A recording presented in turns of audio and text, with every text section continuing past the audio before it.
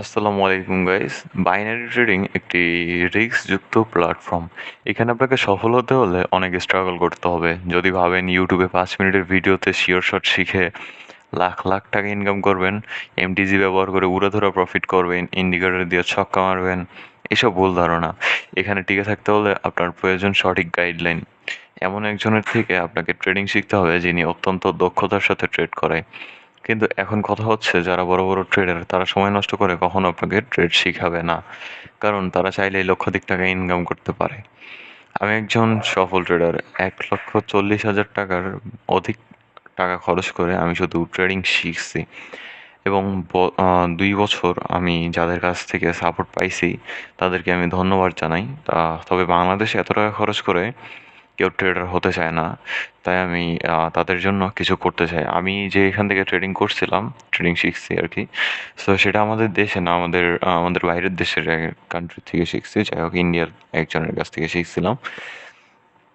So তখন ট্রেডিংটা এতটা আ এখন যেরকম ট্রেডিং অনেক ট্রেন্ডিংয়ে চলতেছে, তখন ট্রেডিংটা এতটা ট্রেন্ডিংয়ে ছিল না। সো আপনাদের ট্রেডিং সম্পর্কে বুঝতে হইলে অবশ্যই আপনাদের অনেক গাইডলাইন ফলো করতে হবে, অনেক কিছু জানতে হবে, অনেক কিছু শিখতে হবে।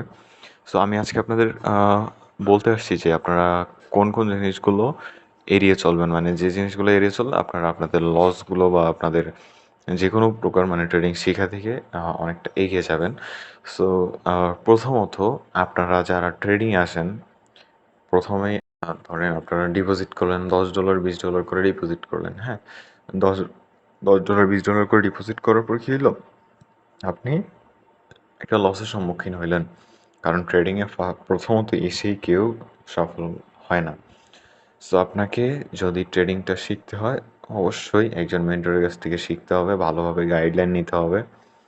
সো এরপর আপনি যখন লোন নিলেন, সো ওই লোনটা নেওয়ার জন্য আপনার একটা মাথার উপরে বাড়তি একটা প্রেশার থাকবে। যদি আপনিও ৬-৭ মাস, ৮ মাস বা ১ বছর ট্রেডিং শিখেও থাকেন, আপনার ওই যে লোনটা নিছেন, আপনাকে টাকাটা পরিশোধ করতে হবে।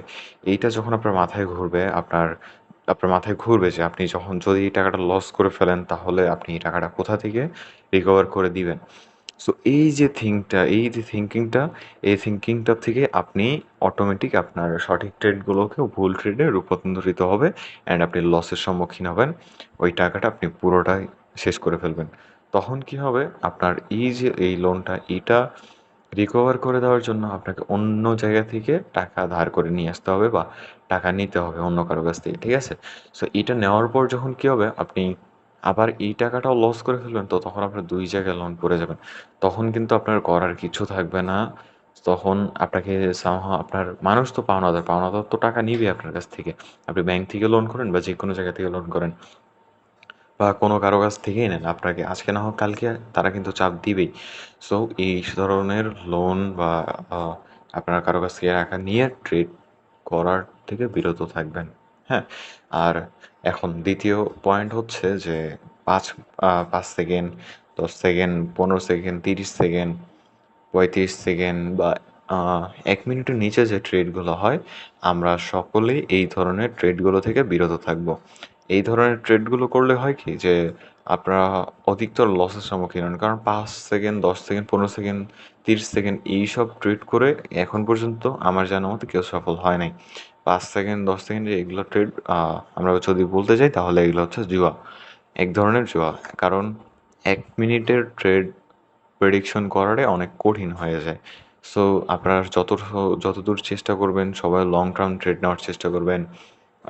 অবশ্যই এনালাইজ করবেন। সঠিক এনালাইজ ছাড়া কেউ ট্রেড করবেন না। আপনারা যেকোনো কারো কাছ থেকে গাইডলাইন নিতে পারেন বা আপনারা সঠিক একটা মেন্টর ধরে ট্রেডিংটা শিখতে পারেন। আপনারা যারা ট্রেডিং শিখতে চান অবশ্যই আমার টেলিগ্রামে যোগাযোগ করতে পারেন। নিচে আমার Telegram channel link and Telegram আমার সাথে ডাইরেক্ট যোগাযোগ করবেন কীভাবে, টেলিগ্রামের লিঙ্কও আমার আইডি লিঙ্কও দেওয়া থাকবে।